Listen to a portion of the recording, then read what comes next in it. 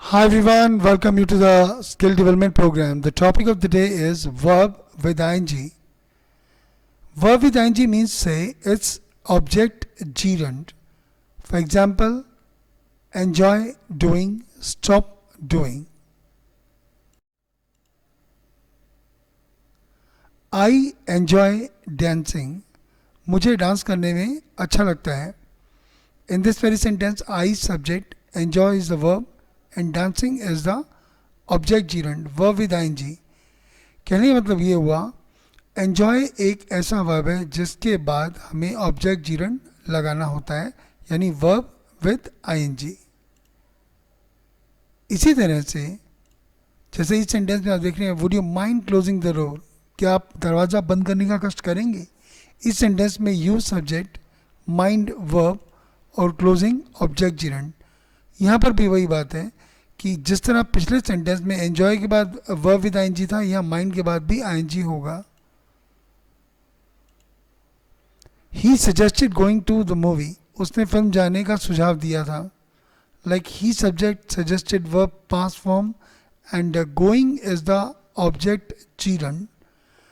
यहाँ भी ध्यान रखना होगा कि एन्जॉय, माइंड और सजेस्टेड ये तीन ऐसी वर्ब है जिनके बाद हमें वर्ब विद आईएनजी लगाना होता है. जैसे enjoy dancing, mind closing and suggested going.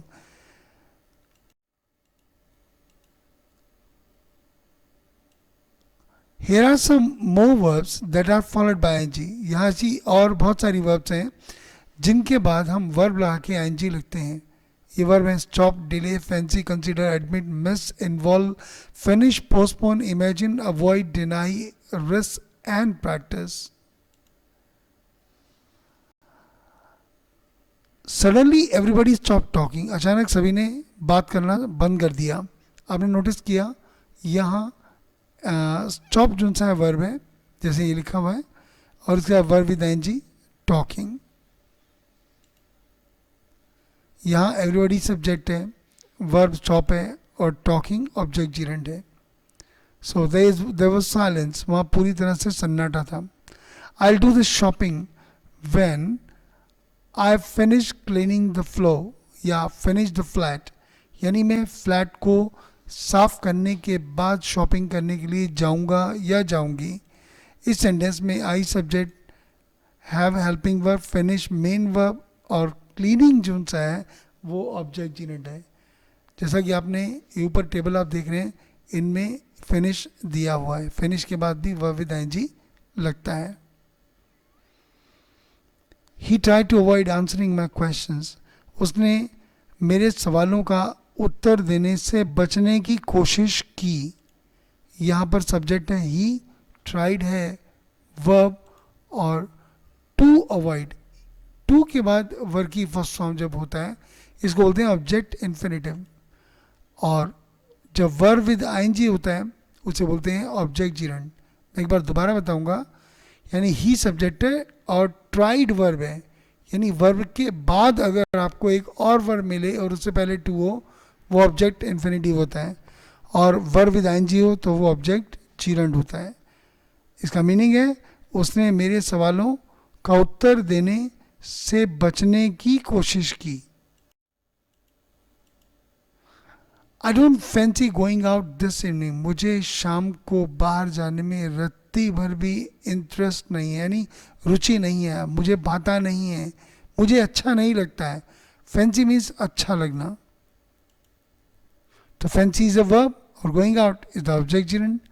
Have you ever considered going to live in an another city, क्या आपने कभी किसी दूसरे कंट्री, क्या आपने कभी किसी दूसरे कंट्री यानी देश में रहने के लिए जाने का विचार किया है. यहाँ पर यू सब्जेक्ट है और considered is the main verb और गोइंग टू ये है object gerund. To live again object infinitive. अब बात करते हैं निगेटिव सेंटेंस की. निगेटिव सेंटेंस बनाने के लिए जैसे मैंने बोला, when I am on holiday I enjoy not having to get up early, जब मैं छुट्टी पर होता हूँ तो मुझे सुबह जल्दी उठना अच्छा नहीं लगता है. तो यहाँ आपने नॉट को वर्ब के बाद लगाना है. I enjoy not having to get up early, यानी मुझे इतनी जल्दी सुबह उठ जाना कतई पसंद नहीं है. सब्जेक्ट है आई और वर्ब यहाँ हो गया एंजॉय, और वर्ब आईएनजी ये हो गया चिरण, और टू प्लस वर्ब की फर्स्ट फॉर्म ये हो गया object infinitive. We also use gerund like verb with ING after the following verb. हम नीचे दी गई इन वर्ब के बाद भी जीरण का यूज करते हैं, यानी वर्ब विद आईएनजी लगाते हैं. ये वर्ब है गिव अप, यानी स्टॉप, यानी रोक देना, वहीं खत्म कर देना, छोड़ देना, त्याग देना. पुट ऑफ का मतलब होता है टालना, यानी पोस्टपोन. कैरी ऑन और गो ऑन का मतलब होता है चलते जाना, यानी जारी रहना. और कीप या कीपिंग, कीप ऑन, इसका मतलब डू समथिंग कंटिन्यूसली, किसी काम को निरंतर करते रहना. He has given up smoking, उसने स्मोकिंग करनी छोड़ दी है. या he subject has helping verb और given up third form the verb, और ऑब्जेक्ट जीरेंट है smoking. We must do something, अरे भाई हमें कुछ करना चाहिए. We can't go on living like this, हम इस तरह से रहकर ज़्यादा लंबे समय तक जी नहीं पाएंगे. Subject we, verb go on, और लिविंग यहाँ पर हो गया object gerund. Don't keep interrupting me while I am speaking, जब मैं बात कर रहा हूँ, वाइल आई एम स्पीकिंग, जब मैं बात कर रहा हूँ, तो डोंट कीप इंटरप्टिंग मी, तो मुझे इस तरह से परेशान मत करते रहा करो, मत करते रहा करो, यानी कीप इंटरप्टिंग, मुझे इस तरह से परेशान मत करते रहा करो.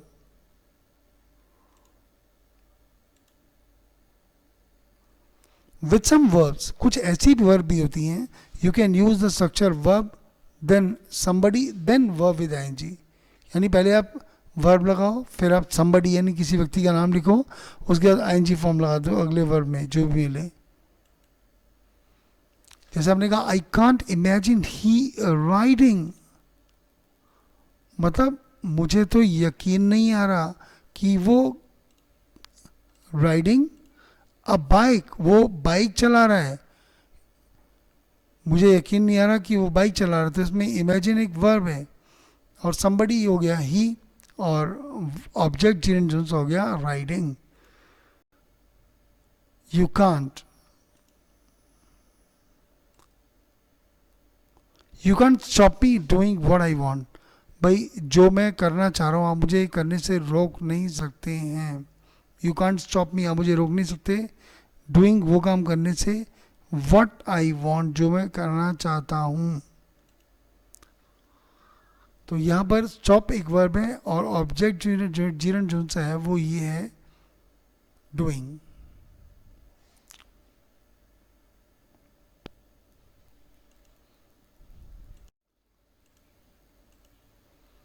Sorry to keep you waiting so long, sorry to keep you waiting so long, इसमें कीप और ये हो गया आपका वर्ब, और somebody हो गया यू, और वेटिंग हो गया object gerund. The passive form being with third form of the verb, being के बाद डन, सीन, केप्ट, ये सभी third form of the verb है. I don't mind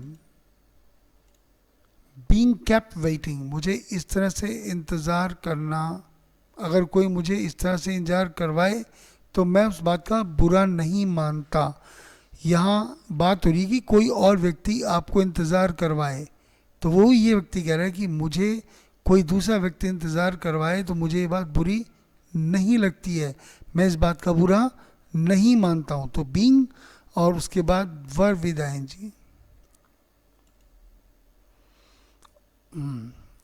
any object gerund, और उससे पहले third form of the verb. Being third form of the verb, then verb with ING, being kept waiting. When you are talking about finish action, जब हम बात करते हैं finish action की, वो एक्शन जो पूरी तरह से खत्म हो चुके हैं, you can say having done, stolen, etc. तब आप उसके अंदर हैविंग और third form of the verb का यूज करते हैं ज़्यादा. जैसे आपने कहा she admitted having stolen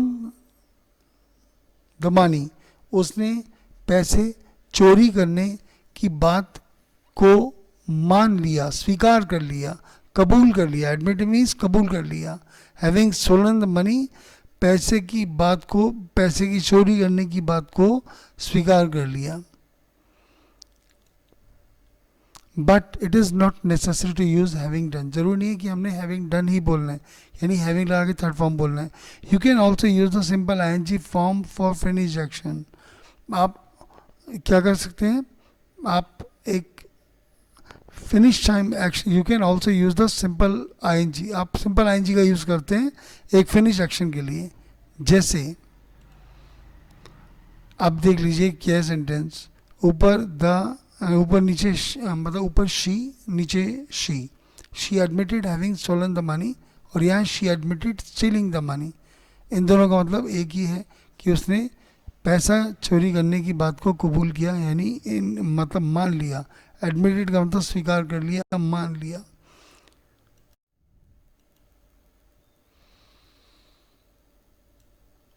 I now regret saying what I said.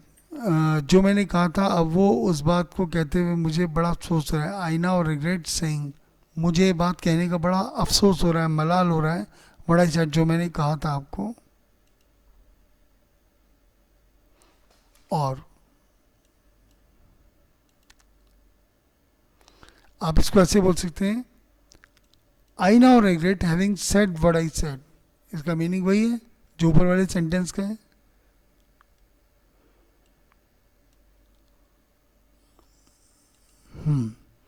After some of the verbs, कुछ ऐसी वर्ब्स भी होती हैं स्पेशली खास तौर पे एडमिट, डिनाइज, जस्ट, तब आप यूज कर सकते हैं.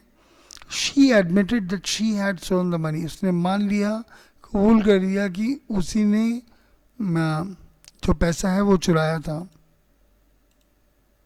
या आप इसको ऐसे भी बोल सकते हैं, she denied stealing the money, उसने पैसे को चुराया था, चुराने की बात से इनकार कर दिया. She denied stealing the money, उसने पैसे चुराने की बात से इनकार कर दिया. He suggested that we went to a movie, उसने कहा था फिल्म जाने के लिए. He suggested going to movie, इसका मतलब वही हुआ.